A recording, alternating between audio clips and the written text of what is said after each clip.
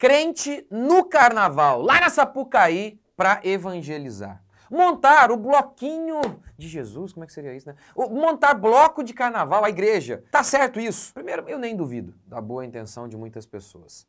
E inúmeras vezes se utilizam de fiz-me judeu para ganhar o judeu.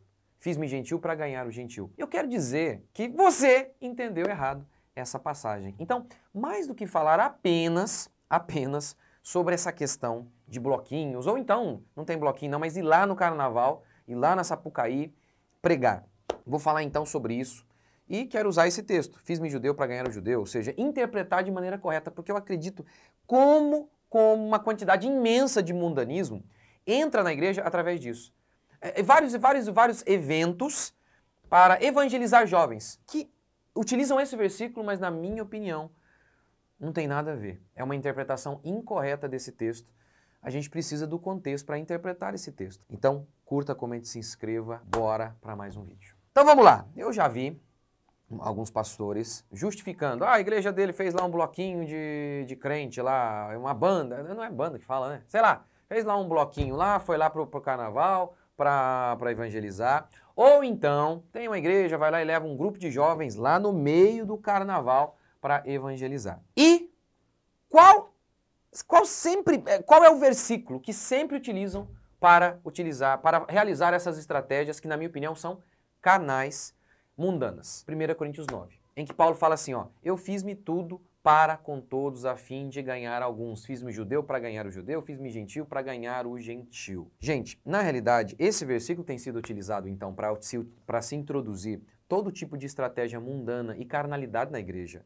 Ora, se isso é verdade o que eles estão dizendo, então, para eu ganhar quem pula carnaval, eu tenho que pular carnaval. Se é verdade isso, não, para eu ganhar quem pula carnaval, eu tenho que pular carnaval. Se isso é verdade, então para ganhar prostituta, a moça vai ter que rodar a bolsinha na esquina também. Então, não pode, não é assim, não é assim. Olha, no final desse vídeo, eu vou falar então sobre este versículo aqui. Vou dar uma explicaçãozinha mais lá pro final, mas primeiro eu quero também citar outro texto que muitas e muitas vezes se utilizam para introduzir na igreja todo tipo de mundanismo. Atos capítulo 17.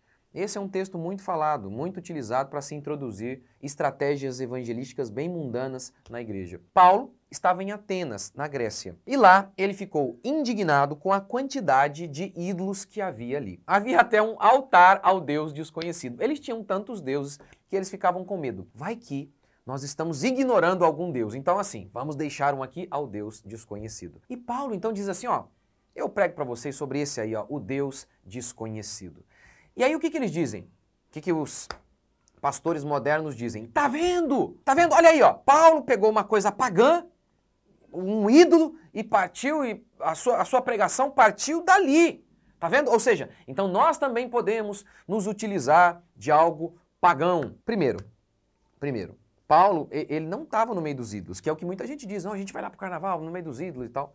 Ele não estava no meio dos ídolos. Lá em Atos capítulo 17, versículo 18, é dito que filósofos levaram Paulo para o Areópago. O Areópago era um centro cultural, onde as pessoas se reuniam para discutir ideias, uma espécie de praça, mais ou menos assim, vai. Então, todo mundo ali, um local para discutir ideias. Tanto é que Atos 17 declara que filósofos levaram Paulo para lá para discutir ideias. Vamos lá, vamos continuar. Em outra oportunidade, Paulo disse o seguinte sobre os ídolos. Antes, digo que as coisas que eles sacrificam é a demônios que sacrificam, e não a Deus.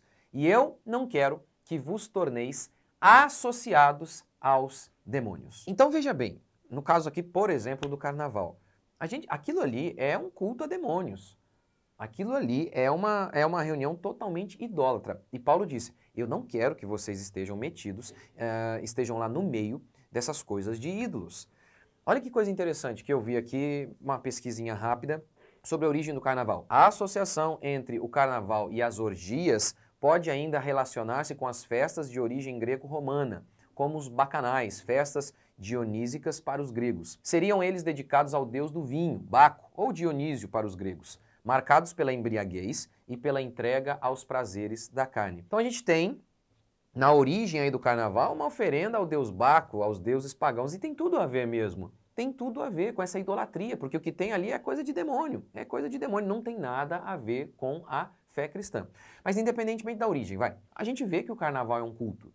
Todo ano tem alguma escola de samba homenageando ídolos. E na Sapucaí o que você vê se assemelha demais com a idolatria mesmo. Eles cantam, eles dançam, alguns parecem mesmo entrar em transe e ficam nus, num culto ao Deus do sexo. Então assim, é um negócio totalmente idólatra. Totalmente idólatra. Eles idolatram os prazeres da carne, eles idolatram ídolos ali.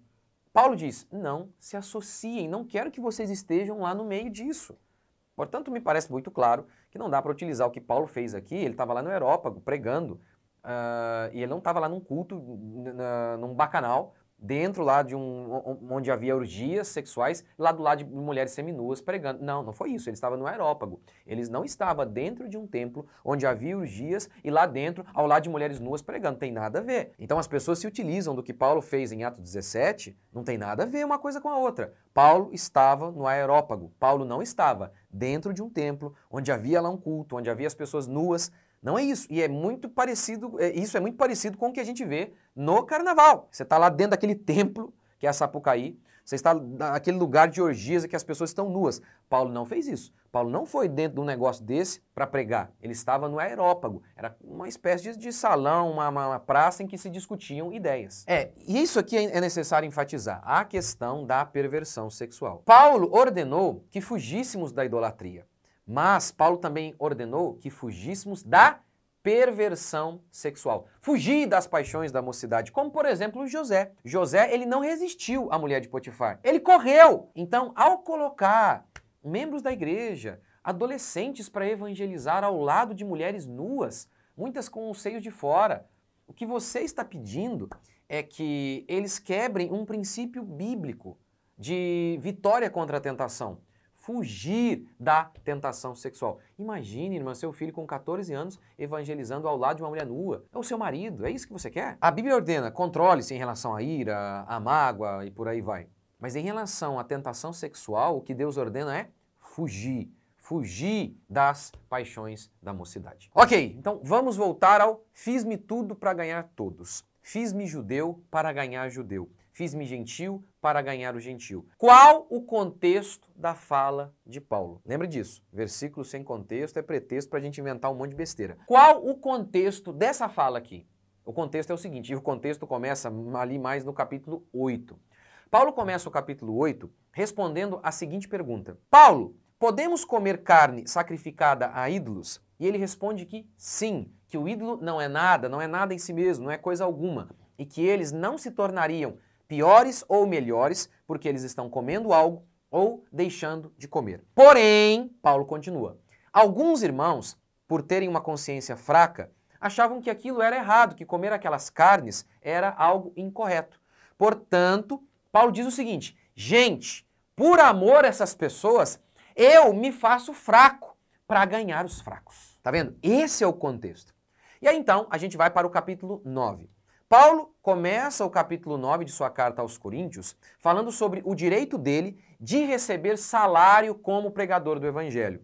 Mas ele começa dizendo que acreditava que naquele contexto, porque os irmãos eram avarentos, receber salário iria colocar muito obstáculo ao evangelho. Então, diante deste contexto, mesmo sendo um direito para Paulo receber o salário, ele preferiu não receber. E aí ele conclui, sendo livre, eu me fiz escravo de todos, fiz-me judeu para ganhar o judeu, fiz-me gentil para ganhar o gentil. Ou seja, a identificação que Paulo fala aqui tem a ver com os sacrifícios que ele fez para não criar obstáculo à pregação do evangelho. Vou repetir, a identificação que Paulo fala aqui tem a ver com os sacrifícios que ele fez para não criar obstáculo à pregação do evangelho. Pense, por exemplo, Paulo circuncidou Timóteo, mesmo sabendo que a circuncisão não tinha mais nenhum valor. Mas sendo livre, ele se fez escravo de todos, porque ele sabia que se ele chegasse lá, o judeu ficasse sabendo que havia um rapaz ali que não era circuncidado, eles nem iriam ouvir Paulo. Portanto, a grande preocupação de Paulo era que não houvesse obstáculo para que as pessoas deixassem de ouvir o evangelho. Em outra oportunidade, ele raspou a cabeça, seguindo um voto judaico, simplesmente para que não houvesse obstáculo, para que ele pudesse pregar para os judeus. Ou seja, fiz-me judeu, Tudo aquilo que era um obstáculo, que me impedia de me conectar com o judeu, eu desfiz, ainda que fosse um sacrifício. Eu me fiz gentio para ganhar o gentio. Por exemplo, entre os judeus, Paulo não comia carne de porco, apesar de saber que era um direito que ele poderia comer. Mas ele não comeu. Por quê? Ele não queria criar um obstáculo que o impedisse de se conectar com os judeus. Já entre os gentios, ele comia, porque ele sabia que não havia problema algum. Portanto, fiz-me tudo para ganhar todos tem a ver principalmente com os sacrifícios que ele fez para não criar obstáculo ao evangelho. E ele ainda diz, mas ao sem lei, como se eu fosse sem lei, mas eu não estava sem lei para com Deus. E isso é muito importante, parece que muita gente esquece. Portanto, não tem nada a ver com, puxa, fiz-me tatuado para ganhar tatuado, pulei carnaval para ganhar quem pula carnaval. Não, devemos tomar cuidado para não confundir mesmo essa identificação de Paulo com pura sabedoria humana, puro marketing. Paulo disse, pois Cristo não me enviou para batizar, mas para pregar o evangelho, não com palavras de sabedoria humana, para que o poder da cruz não seja diminuído. Inúmeras vezes nós estamos nos utilizando de estratégias humanas, de sabedoria humana, e isso enfraquece o evangelho. Sabe um exemplo que eu gosto de contar sempre quando eu falo sobre esse assunto? João Batista. João Batista parece que, seguindo a interpretação moderna de fiz-me judeu para ganhar o judeu, João Batista parece que não entendia nada de evangelização. Por quê? Porque João Batista era um tipo de gente que não se identificava com ninguém. Ele vestia pele de camelo, comia gafanhoto e morava no deserto. No entanto, diz o texto bíblico, que todos vinham até ele para serem batizados. Olha uma coisa muito interessante. Eu acho engraçado, no meu ministério, a quantidade de crianças que me acompanham.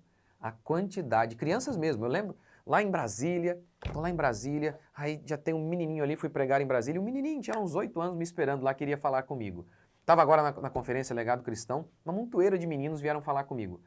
É muito interessante isso e eu fico muito surpreso, porque eu não tinha isso na minha cabeça. Ah, eu preciso me identificar com as crianças.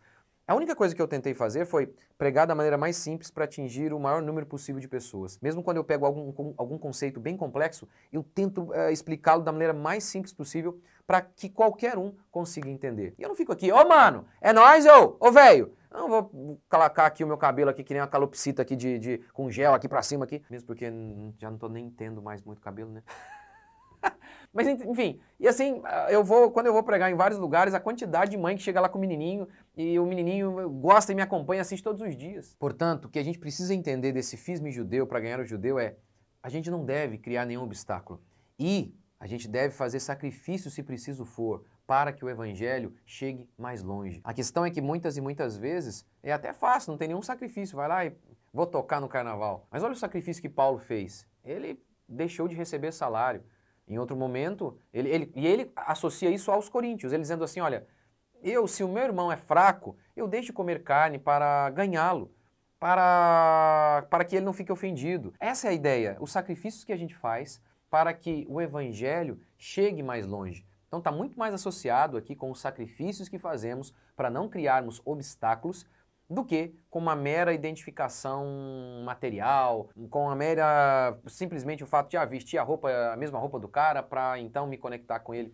É muito mais do que isso, né? É a ideia de fazermos sacrifícios para que não criemos obstáculos para que o evangelho vá longe. Mas e aí, o que vocês acharam deste vídeo? Vocês acham que pode evangelizar? Irmã, o que vocês acham do seu marido lá ao lado de uma mulher seminua evangelizando? Seu filho de 14 anos, o que vocês acham?